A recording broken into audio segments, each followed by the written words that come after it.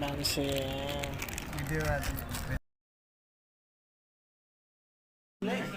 ल्याउँछु म नुन पनि। नुन तँलाई किन नुन दिएर खानु हुँदैन भनेको कुरो थाहा छैन। पैसा राखेको हुन्छ सही त हेर्दा मलाई चाहिँ फुलको डाली डालीमा तिम्रो रूपको लालीमा तिम्रो बोली अलग्गै तिम्रो हेराइ अलग्गै